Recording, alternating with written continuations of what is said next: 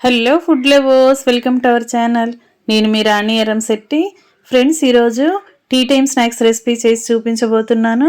చాలా టేస్టీగా, క్రిస్పీగా, కారంగా చాలా బాగుంటాయి. ఆ ప్రాసెస్ అంతా చూద్దాం. వీడియోని ఫస్ట్ నుంచి లాస్ట్ వరకు చూడండి, స్కిప్ చేయకుండా చూడండి.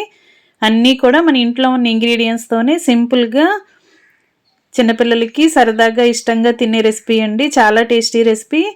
ఆ ప్రాసెస్ అంతా చూడండి. అలాగే ఛానల్ని ఫస్ట్ టైం వాచ్ చేస్తున్నవారు సబ్స్క్రైబ్ చేసుకుని పక్కనే ఉన్న బెల్ బటన్ క్లిక్ చేయండి. ఇంకా ప్రాసెస్లోకి వెళ్ళిపోదాం.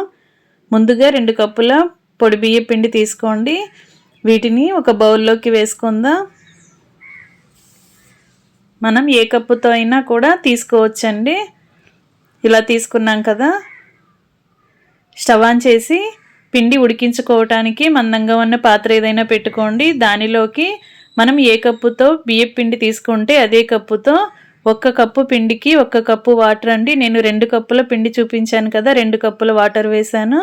అలాగే టేస్ట్కి సరిపడా సాల్టు, కారము, చిటికెడు పసుపు వేసుకుని రెడ్ చిల్లీ ఫ్లేక్స్ కూడా వేసుకోండి. తెల్ల నువ్వులు కూడా వేసుకోండి. సన్నగా తరిగిన కరివేపాకు, కొత్తిమీర కూడా వేసుకుని 1 టేబుల్ స్పూన్ జీలకర్ర వేసుకోండి. 2-3 టేబుల్ స్పూన్లు కుకింగ్ ఆయిల్ వేసుకోండి. ఆయిల్ ప్లేస్లో బటర్ కానీ నెయ్యి కానీ వేసుకోవచ్చు. ఇప్పుడు వాటర్ని ఇలా బాగా కాగించండి. ఇలా మరుగుతున్న వాటర్ని ఒకసారి టేస్ట్ చూసుకోండి. సాల్ట్ కానీ మీకు మీ రుచికి తగ్గట్టుగా లేకపోతే యాడ్ చేసుకుని, ఇలా వాటర్ బాగా కాగుతున్నప్పుడు మనం ముందుగా కొలుచుకుని పక్కన పెట్టుకున్న పిండిని అలా కొంచెం కొంచెంగా వాటర్లో వేసుకుంటూ పిండిని బాగా ఉండలనేవి ఏమీ లేకుండా బాగా కలపండి. ఫ్లేమ్ మొత్తం కూడా తగ్గించేయండి. లో ఫ్లేమ్లో మాత్రమే ఈ పిండిని మనం ఉడికించాలి.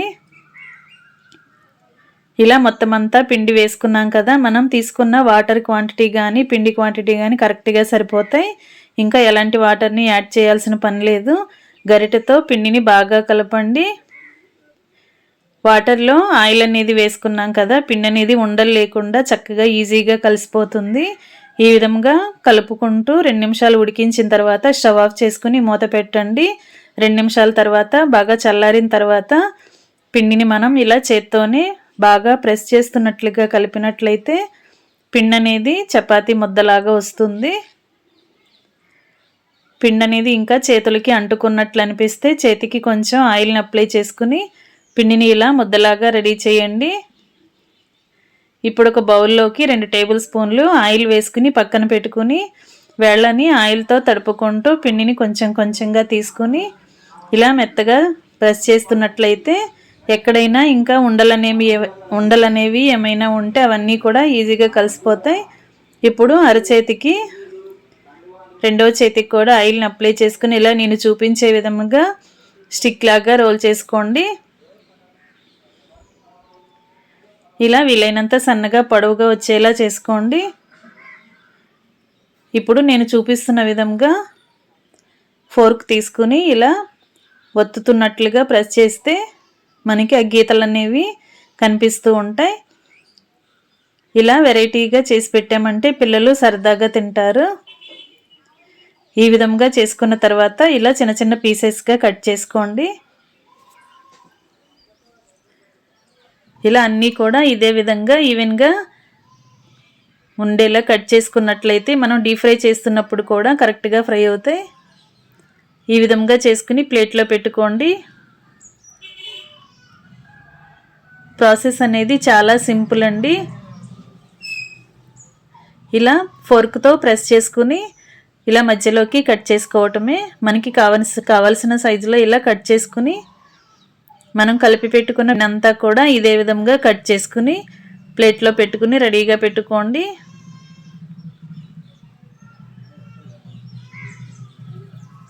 ఈ విధంగా చేసుకున్నాం కదా, పిండి అంతా కూడా ఇదే విధంగా చేసుకుని ముందుగానే ఇలా ప్రిపేర్ చేసుకుని పెట్టుకున్నట్లయితే మనం డీప్ ఫ్రై చేసేటప్పుడు పని అంతా కూడా ఈజీగా అయిపోతుంది. ఇలా మొత్తం చేసుకోవడం కంప్లీట్ అయిన తర్వాత స్టవ్ ఆన్ చేసుకుని కళాయి పెట్టుకుని డీప్ ఫ్రైకి సరిపడా ఆయిల్ పోసుకోండి. ఆయిల్ కూడా ఎక్కువగా పీల్చుకోదండి. రైస్ ఫ్లోర్తో చేసాం కదా, చాలా ఈజీగా ఇవి డీప్ ఫ్రై అయిపోతాయి. ఇలా ఆయిల్కి పట్టినన్ని కళాయిలో వేసుకుని బాగా ఫ్రై చేయండి. ఇలా గరిటెతో కలుపుకుంటూ డీప్ ఫ్రై చేసినట్లయితే ప్రతి ఒక్కటి కూడా ఈవెన్గా ఫ్రై అవుతుంది. ఈ విధంగా క్రిస్పీగా వచ్చిన తర్వాత ఆయిల్ నుండి తీసేసుకోండి. మీడియం ఫ్లేమ్లో మనం డీప్ ఫ్రై చేసుకున్నట్లయితే లోపల వరకు కూడా బాగా ఫ్రై అవుతాయి. మెత్తదనం అనేది లేకుండా చాలా క్రిస్పీగా టేస్టీగా ఫ్రై అవుతాయి. ఈ విధంగా డీప్ ఫ్రై చేసుకున్న తర్వాత అన్నీ కూడా గరిటెలోకి తీసేసుకోండి. ఇలా గరిటెలోకి తీసుకుని పక్కన పెట్టుకున్నాం కదా, ఇదే ఆయిల్లో మిగిలిన వాటిని కూడా ఇలా బ్యాచెస్ వైజ్గా వేసుకుంటూ డీప్ ఫ్రై చేసుకోండి. చాలా సింపుల్గా టేస్టీగా పిల్లలకి సరదాగా ఉండే స్నాక్స్ రెసిపీ అండి. ఇంకా కంప్లీట్ అయిపోయింది. అన్నీ కూడా ఇలా డీప్ ఫ్రై చేయటం కంప్లీట్ అయిన తర్వాత స్టవ్ ఆఫ్ చేసుకుని సర్వింగ్ ప్లేట్లోకి తీసుకోండి.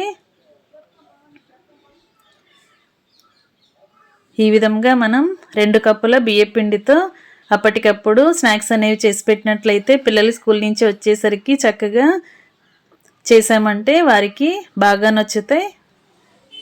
చిన్నపిల్లలే కాకుండా పెద్దవారు కూడా టీ టైంలో చేసుకునే స్నాక్స్ రెసిపీ అండి. చాలా టేస్టీగా ఉంటాయి. తెల్ల నువ్వులు వేసాం కదా, కమ్మదనం అనేది బాగా తెలుస్తుంది. మరొక రెసిపీతో మళ్ళీ కలుద్దాం. Thanks for watching. నేను మీ రాణి ఎర్రంశెట్టి.